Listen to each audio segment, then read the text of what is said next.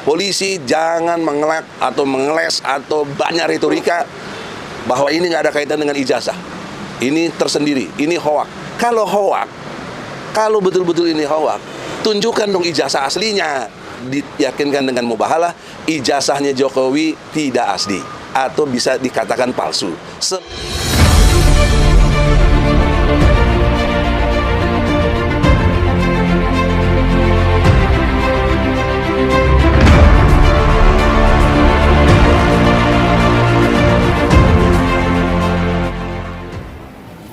Assalamualaikum warahmatullahi wabarakatuh. Jumpa lagi dengan saya di channel Khamsa Gantara, sahabat sebangsa dan setanah air di mana saja Anda berada. Kembali kita dihebohkan oleh pernyataan Pak Egy Sujana yang kemudian bersama rekan-rekan lawyer kembali melakukan konferensi pers dan menyampaikan sebuah pernyataan yang menuntut agar Bambang Tri dan Sugi Nur ini kemudian dibebaskan. Bahkan Pak Egy Sujana ini kembali lagi menarasikan akan keyakinannya bahwa ijazah Pak Jokowi itu adalah palsu. Bisa dibayangkan orang ini memang sepertinya tak mau berhenti untuk mempersoalkan kasus ijazah palsu Pak Jokowi ini. Memang Pak Egy Sujana ini tak mau berhenti.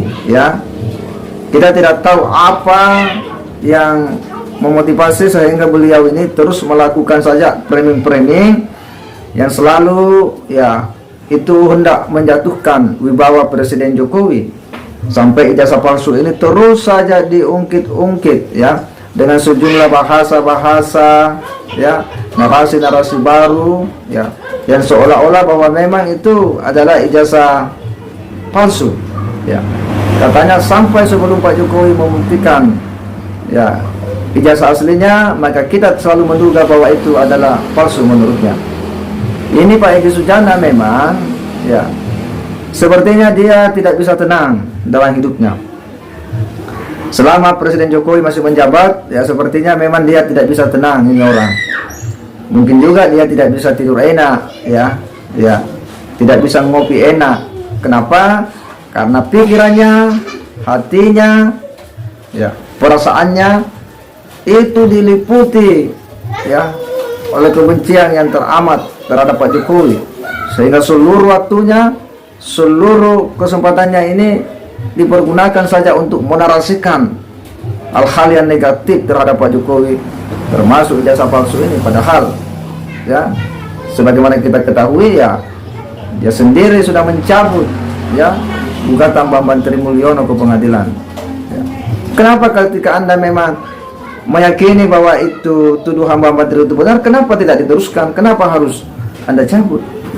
Nah, disinilah ini orang memang kita melihatnya bahwa hanya selalu mencari kesalahan dari Pak Jokowi yang hendak dan menjatuhkan kredibilitas dan wibawa di mata publik. Kita akan coba simak dulu seperti apa pernyataan-pernyataannya yang terbaru terkait dengan ijazah palsu Pak Jokowi yang terus-menerus dinarasikan ini. Saya duga Jokowi punya ijazah palsu, tapi namanya bukan Jokowi di situ. Hermanus yang saya tahu, itu nggak mungkin bohong, boleh dibuktikan. Kalau bohong, saya salah, selesai. Nggak ada kayak si Bambang Tri juga.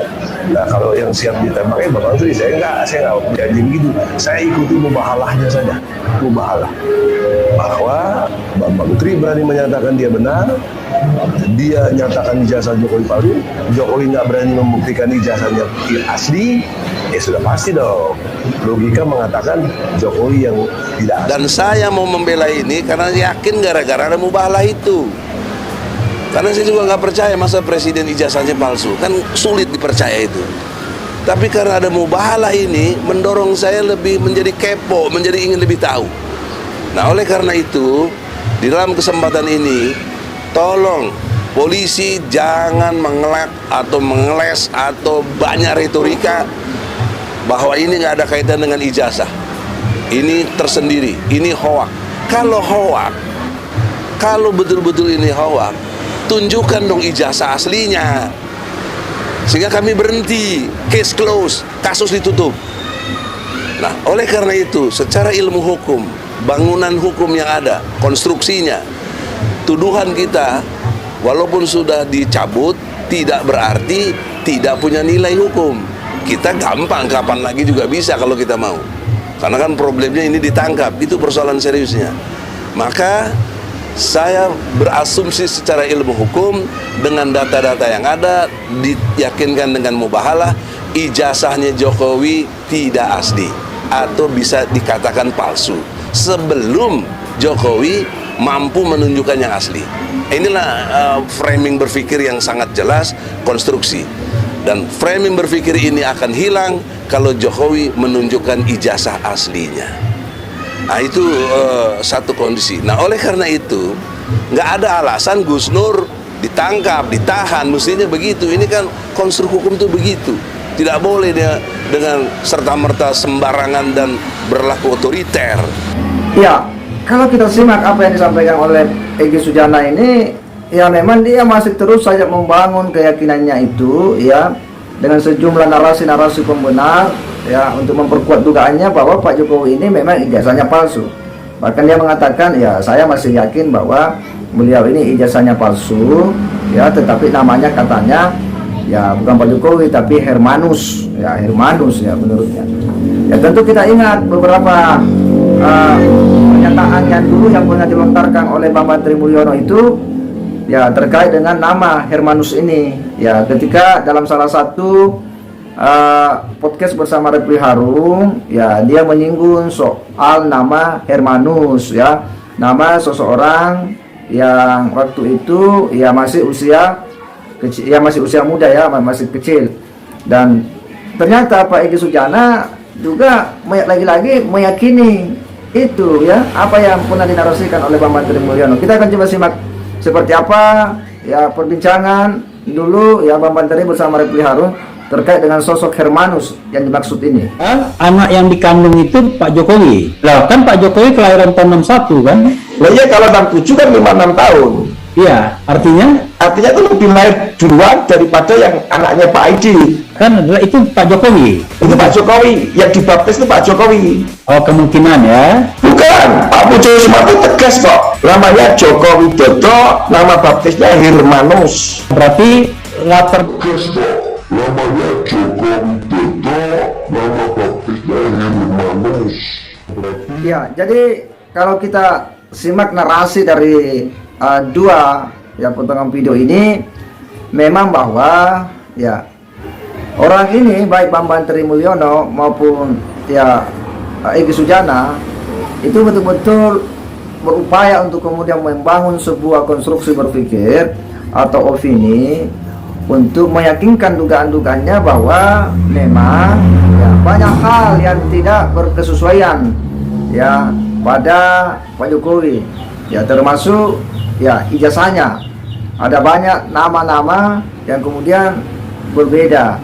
Nah, itu sebenarnya mereka bangun untuk memperkuat argumentasinya bahwa memang dugaannya terhadap ijazah palsu Pak Jokowi itu benar adanya, ya. Dan inilah yang terus dinarasikan, ya, dibangun, didaur ulang, dikabarkan ulang, ya, kepada publik Indonesia agar publik juga, ya, seolah-olah percaya terhadap apa yang mereka sedang rencanakan, ya.